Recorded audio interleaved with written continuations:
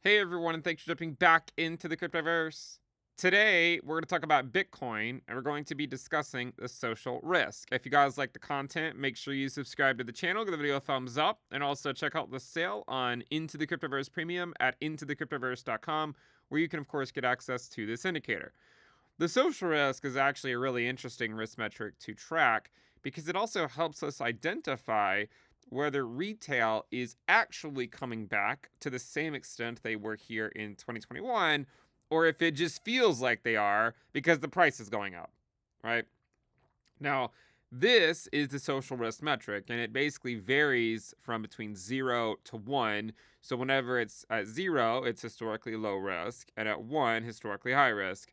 You can see that even in 2021, the social risk metric topped out at the first peak, not the second peak. So, it's just yet another indicator that showed that, April was sort of the more obvious top, and then November sort of willed itself to a slightly higher high, but you even had divergence of social interest in Bitcoin, right? You had a lower highs in terms of social interest back then, even though the price went to a higher high. Now, what's really interesting is that we often get, we'll see the social risk go up, obviously, when the price goes up, but it still isn't what it was in 2021. Um, in fact, if you look at where the social risk just went to, it went, between the point 0.4 to point 0.5 wristband, which is exactly where it went back in April, right? The point 0.4 to point 0.5 wristband. We have not seen the social risk go above that. And arguably, it's for a number of reasons, right? Could be due to the fact that the Fed still has not started quantitative easing. Could be due to the fact that Bitcoin dominance still hasn't really dropped that much, but historically it doesn't really drop until sometime in the post-halving year, anyways. Could be due to the fact that maybe interest rates are a little too high.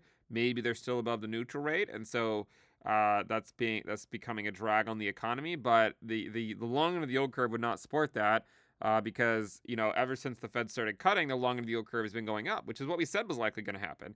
And usually, when the long end goes up, it's a drag on risk assets, and if there's a drag on risk assets, then people just don't tune in.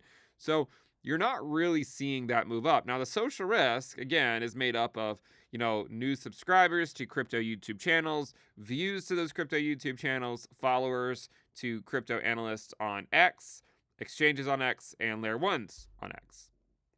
In fact, if you look at YouTube views to various crypto YouTube channels, you can see that this 7-day SMA basically spiked to the same level it spiked to back in March of 2024. So, again, and it's not that it can't ever go up. If you zoom in, though, it just shows you that as soon as price starts going down, or more likely, as soon as price stops going up, people just immediately tune out. They just don't care anymore. Okay.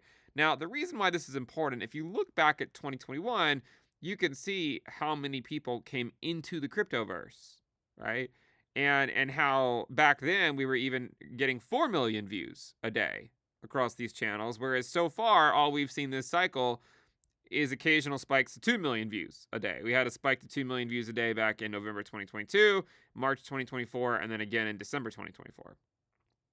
But other than those spikes, and also May of 2022, we have not seen any sustained, durable, views that are pushing back towards 3 million, 4 million a day for all these crypto YouTube channels.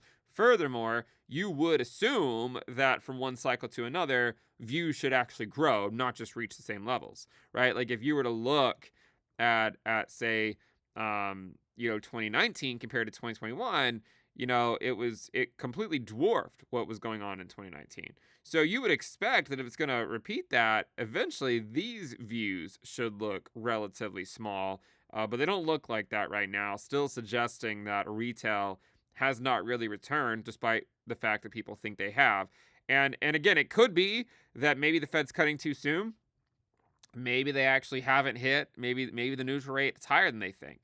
But the reason why this stuff's important is because, in order to get the alt season that people want, where Bitcoin dominance really goes down, you need to see retail return. Now, if you look at Bitcoin dominance here, on this chart, right, excluding stable coins, and then you overlay the social risk, you can see that the only way you're really going to see Bitcoin dominance drop a lot, like it did in 2017 and in 2021, this is that yellow line, or sorry, it's the green line, right? To see it drop here in 2017 or here in 2021, the only way you're going to see it is if retail interest really starts to surge and sustain it, and it just hasn't done that yet. Um, Now, the counterpoint, though, is that in December of 2020, we also saw, social risk surge, and then it got a pullback, but it only pulled back to about 0.35 or so. This time, it's actually pulled back back to the 0.2 to 0.3 range. So, again, if you're wondering why the altcoin market on their Bitcoin pairs are still kind of struggling, they're not really seeing that move that you want, it could just simply be due to the fact that retail hasn't really yet returned, perhaps how many people have thought they have. Okay, and again, this is just sticking to the data. I know some of you guys want me to track TikTok and Instagram, and I'd like to do that in the future as well, and hopefully we can add that on here.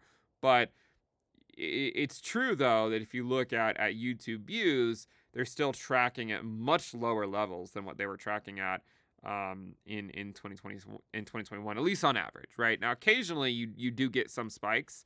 Like if you go look at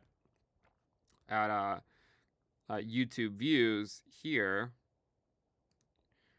and you, instead of looking at, say, like a 7-day moving average, which is what this is, if you go over here to the moving average tab, you click on that and just change it to none, you'll see that there have been some days where it actually spiked up quite a bit, right? And maybe even went all the way up to the to that 4 million level. Let's see if we can get this to load here. It's adding in a lot of data here, which is why I think it struggles. But there you can see, there was at least a spike up to kind of the similar levels that it hit in 2021. So the spike was at least bigger than March 2024, but it still hasn't been sort of a durable trend. And I think that's the thing. Like if you look at a 30-day moving average of this metric, you can see that in 2021, right, it spent a long time at much higher levels than it is today.